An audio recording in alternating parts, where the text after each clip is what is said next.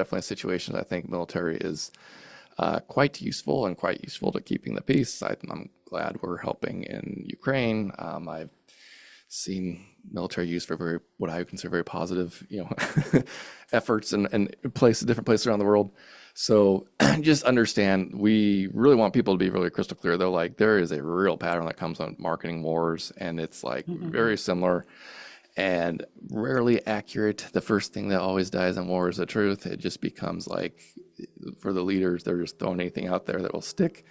And we've seen this already, like the preemptive strike language is the exact same language Mhm. used to justify going after Iraq. So just whole point of this guide is kind of give you like just stuff to look out for and think about, because you're here, the press always jumps on and starts repeating everything.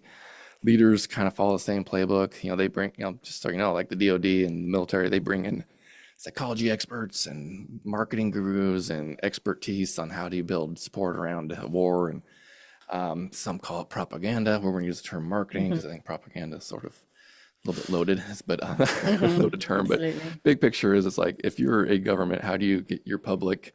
How do you get a 45-year-old farmer in Kansas to be like, I'm in favor of us going to war in the Middle Mm. East? Or how do you get that same person to be like, yeah, my 18-year-old son should join the military and go fight over there? So there's just Mhm. some tactics that are used to get public support behind this stuff.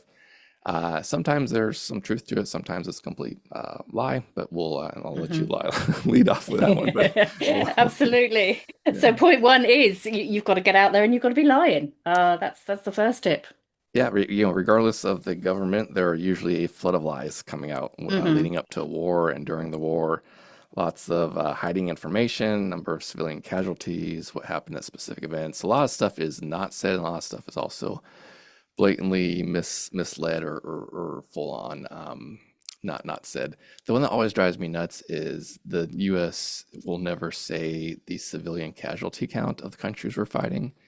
And I'm like, with all the data, with all the intelligence, you literally You expect us know. to believe that you don't know when you took out that, blew up that building, you thought Al Qaeda was in. You really have no idea how many civilians were killed. It's like, so there's a lot of that, just like, I just feel like there's a lot of extra lying allowed when it comes to hiding wars and marketing wars.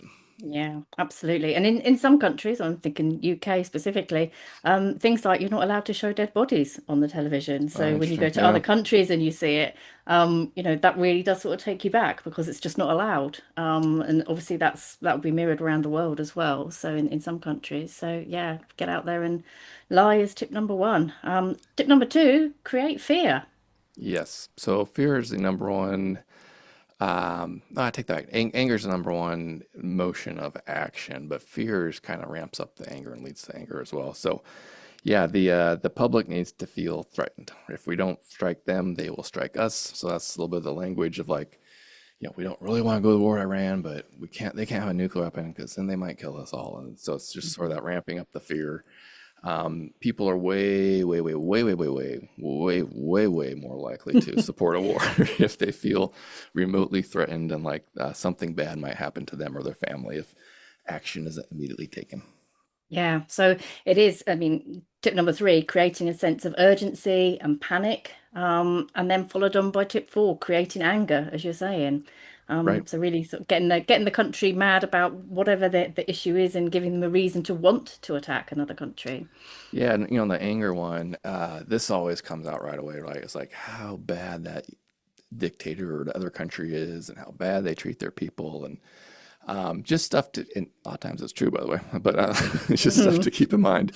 A lot could be said about our own allies, right? You can look at how the Saudis, if we ever suddenly went to war, like say Saudi Arabia, which won't happen, but like you would, if you started scrutinizing the kingdom there and how they treat their people and, just all that. So a lot of the stuff that like becomes the reason that how bad they are is stuff that very much applies to our own allies. And often our people who go to war with were our allies, like Iraq, we supported them when they tried to overthrow, when they went to war, when they attacked Iran in the past. And so there's a lot of back and forth on us aligning with the bad guys until they're no longer our friends. And then they're suddenly worried about them.